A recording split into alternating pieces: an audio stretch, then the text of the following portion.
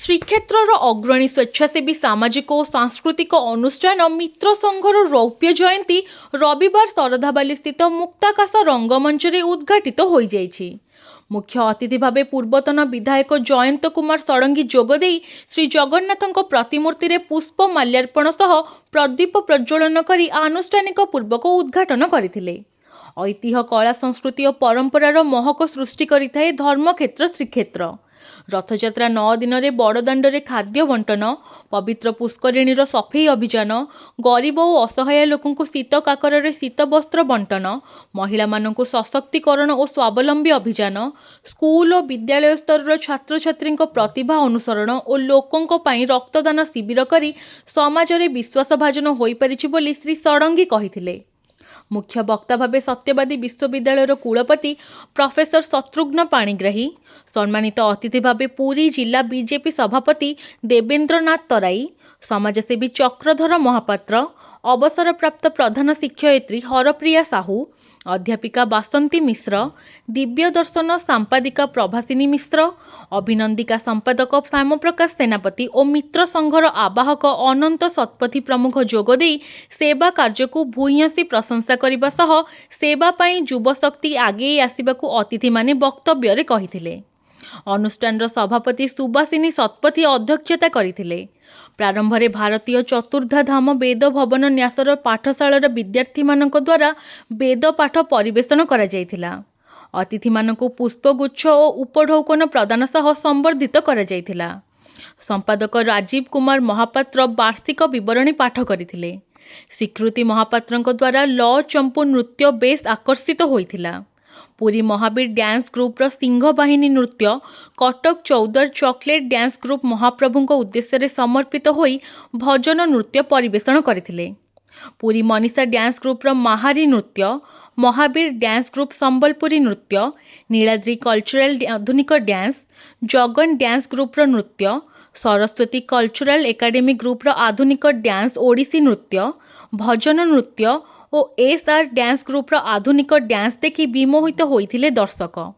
माँ मंगला जोग और मालखंब आसोसिएशन कलाकार माने मध्य निज कला कौशल प्रदर्शन करथिले। एही अवसर में विभिन्न क्षेत्र में सफलता अर्जन करिथिबा विशेष व्यक्ति मानकु अतिथि मानक द्वारा उपढौकन प्रदान सह संबर्धित करा जायथिला। अनुष्ठान उपसभापति आलोक कुमार महांती, सह संपादक सस्मिता शतपथी, अनुष्ठान उपदेष्टा सामाजिक कर्मी देवाशीष दास, प्रधान शिक्षक वीरेन्द्र महांती, अवसरप्राप्त प्रधान शिक्षयित्री कृष्णा महापात्र, पूर्वतन पौर सदस्य सुदर्शन साहू प्रमुख उपस्थित रही कार्यक्रम परिचालना करथिले। सिंघारी आलोक खुंटिया मंच संचालन और अतिथि परिचय प्रदान करथिले। एही अवसर रे हे कला माधव म्यूजिक अतिथि मानक द्वारा उन्मोचित होइथिला। डबी बबी यूट्यूब चैनल रे दर्शक देखि परिबे। अनुष्ठित होइथिबा प्रतियोगिता रे कृति प्रतियोगी मानकु अतिथि मानक द्वारा पुरस्कृत करा जिबा सह प्रशंसा पत्र प्रदान करा जायथिला। कार्यक्रम संगठक कपिलेश्वर महापात्र, सांस्कृतिक संपादक सरोज कुमार महांती, मृत्युंजय पाणी, एस पिंटू, रवि नारायण बेहेरा, रोजालिन लेंका प्रमुख रंगारंग कार्यक्रम को परिचालना करथिले।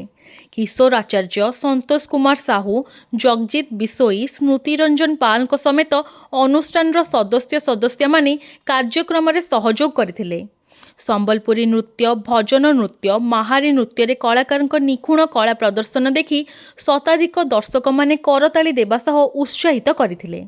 आज आमर मित्र संघर 25तम दिवस रुप्य जयंती पुरी शहर में पालन करुचु।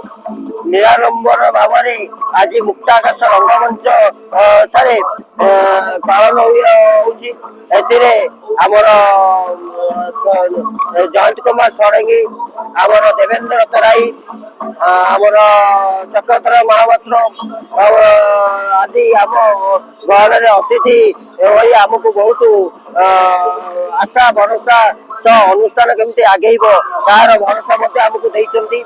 आम मित्र संघर भाई माने आज की 25 वर्ष है जी चेष्टा करी आज यही जगह को आनी ठिया करचंती।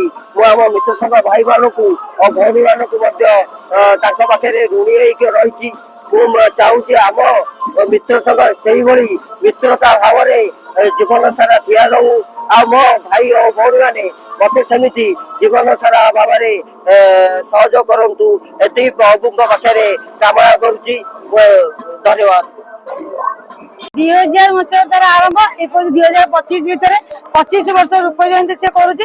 ସେ ବହୁତ ଝଡ ତୋଫାନ ଦେଇକି ସେ ଗତି କରିଛି। ତାପରେ କେତେବେଳେ ବ୍ଲଡ ଡୋନେଟ କରିଛି, କାହାକୁ କେବେ ହାତ ପତେଇଛି, ସେ ନିଜେ ସବୁ ସଂଘର୍ଷ କରିକି ସେ ଆଜି ପର୍ଯ୍ୟନ୍ତ କରି ଚାଲିଛି। ତା ସାଥରେ ବି ଆଜି ପର୍ଯ୍ୟନ୍ତ ତାକୁ କେହି ଦେଇନାହାନ୍ତି। ତାର ଯେତିକି ବଳ, ତାର ଯେତିକି ପରିଶ୍ରମ ସେ କରିଛି, କେଉଁଠି ବ୍ଲଡ ଡୋନେଟ କରିବ, କାହା ପାଖକୁ ଯିବ, କାହାକୁ ହାତ ପତେଇ କଣ କରିବ। ତାପରେ ହଉଛି ଆଜି ଯଦି ସେ ରୂପ ଜୟନ୍ତୀ କରିଛି ଖାଲି ତାରି ପାଇଁ ଅନନ୍ତ ଶତପଥୀ ଆଜି ଏତେ ବାଟ ଆଗେଇଛି।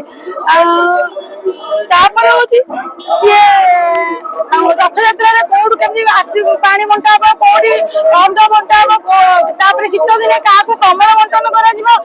ରାତି 10ଟାରେ ବାହାରିବ ଯେ ସକାଳ 6ରେ ଆସି ସେ ପିଲା ଘରେ ପହଞ୍ଚିବ।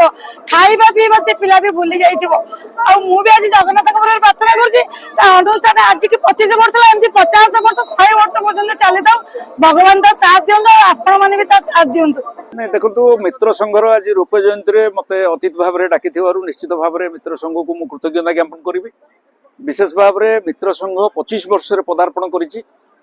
ସାମାଜିକ କ୍ଷେତ୍ରରେ ଯୋଉ କାର୍ଯ୍ୟକ୍ରମ କରିବା କଥା ମିତ୍ର ସଂଘ ସେ କାର୍ଯ୍ୟକ୍ରମ କରିଥିବାରୁ ନିଶ୍ଚିତ ଭାବରେ ଉଚ୍ଚ ପ୍ରଶଂସିତ। ପୁରୀରେ ବୃକ୍ଷରୋପଣ ଠାରୁ ରକ୍ତଦାନ ଠାରୁ ଆରମ୍ଭ କରି ଭୁଭୁକ୍ଷୁ ମାନଙ୍କୁ ଖାଦ୍ୟ ବଣ୍ଟନ ଠାରୁ ଆରମ୍ଭ କରି ବିଭିନ୍ନ ସମୟରେ ରଥଯାତ୍ରା ସମୟରେ ଜଳ ବଣ୍ଟନ ଠାରୁ ଆରମ୍ଭ କରି ଏବଂ ଯୋଉମାନେ ରୋଗୀ ଅଛନ୍ତି ତାଙ୍କୁ ସେବା ଯୋଗାଇବାଠୁ ଆରମ୍ଭ କରି ଏବଂ ହସ୍ପିଟାଲରେ ଫଳ ବଣ୍ଟନ ଠୁ ଆରମ୍ଭ କରି ବିଭିନ୍ନ କାର୍ଯ୍ୟକ୍ରମରେ ନିଜକୁ ନିୟୋଜିତ କରି ଆଜିକି 25 ବର୍ଷ ହେଲା ସେମାନେ ଯୋଉ କାର୍ଯ୍ୟକ୍ରମ କରୁଛନ୍ତି ଏବଂ ଶୀତ ଦିନରେ ମଧ୍ୟ ଗରିବ ଲୋକମାନଙ୍କୁ କମଳ ବଣ୍ଟନ କରିବାରେ ଯୋଉଭଳିଆ ଭାବରେ ପ୍ରମୁଖ ଭୂମିକା ଗ୍ରହଣ କରିଛନ୍ତି ପୁରୀରେ, ସେଭଳି ଅନୁଷ୍ଠାନକୁ ମୁଁ ନିଶ୍ଚିତ କୃତଜ୍ଞତା ଜ୍ଞାପନ କରିବି। ଆଜି ତାଙ୍କର ବାର୍ଷିକ ଉତ୍ସବରେ ଯୋଉମାନେ ବିଭିନ୍ନ କାର୍ଯ୍ୟକ୍ରମରେ ନିଜର ଦକ୍ଷତା ପ୍ରଦର୍ଶନ କରିଥିଲେ ସେମାନଙ୍କୁ ଆଜି ମଧ୍ୟ ପୁରସ୍କୃତ କରାଯାଇଛି ଏବଂ ପିଲାମାନଙ୍କୁ ଯୋଉମାନେ ବିଭିନ୍ନ କମ୍ପିଟିସନରେ ଭାଗ ନେଇ ଉତ୍ତୀର୍ଣ୍ଣ ହୋଇଥିଲେ ପ୍ରଥମ, ଦ୍ୱିତୀୟ, ତୃତୀୟ, ସେମାନଙ୍କୁ ମଧ୍ୟ ଆଜି ଏ ମଞ୍ଚରେ ତାଙ୍କୁ ପୁରସ୍କୃତ କରାଯାଇଛି। ତା ସହିତ ମିତ୍ର ସଂଘ ପରିବାରର ସମସ୍ତ କର୍ମକର୍ତ୍ତା ମାନେ ଏକତ୍ରିତ ହୋଇ ଏକ ମନରେ ସହଯୋଗ କରି ବିଭିନ୍ନ ସାମାଜିକ କାର୍ଯ୍ୟାନୁଷ୍ଠାନ କରୁଥିବାରୁ ଆଜିର ଏ ରୌପ୍ୟ ଜୟନ୍ତୀ ସମ୍ଭବ ହୋଇପାରିଛି। ଗୋଟେ ଅନୁଷ୍ଠାନ 25 ବର୍ଷରେ ପହଞ୍ଚିବା କେବେ ବି ଛୋଟ କଥା ନୁହଁ। ଆମେ ଆଶା କରୁଛୁ ଏ ଅନୁଷ୍ଠାନ କେବଳ 25 ବର୍ଷ ନୁହଁ, ଅନେକ ବର୍ଷ ଧରି ଆଗକୁ ଏ ସମାଜର ସେବା କରୁ। ସମାଜରେ ନିଷ୍ପେଷିତ, ଦଳିତ ଏବଂ ଅବହେଳିତ ଲୋକମାନଙ୍କର ଯୋଉ ସେବା ପାଇଁ ସଂକଳ୍ପବଦ୍ଧ ହେଇଛି ନିଶ୍ଚିତ ଭାବରେ ମିତ୍ର ସଂଘ, ସେ ସଂଘକୁ ମୁଁ କୃତଜ୍ଞତା ଜ୍ଞାପନ କରୁଛି ଏବଂ ଆଶା କରୁଛି ଏ ସଂଘ ବହୁତ ଆଗକୁ ଯିବ। ପରିବାରର ସଂଘ ପରିବାରର ଯୋଉମାନେ ଅଛନ୍ତି ସେମାନେ ନିଶ୍ଚିତ ଭାବରେ ନିଜର କର୍ମକୁ ବୁଝିଛନ୍ତି ଏବଂ ଆଗକୁ ନେବା ପାଇଁ ଯୋଉ ଯୋଜନା କରିଛନ୍ତି ତାହା ନିଶ୍ଚିତ ଭାବରେ ତାଙ୍କର ସଫଳ ହବ। ପ୍ରଭୁ ଜଗନ୍ନାଥ ସେମାନଙ୍କୁ ଆଶୀର୍ବାଦ କରିବେ।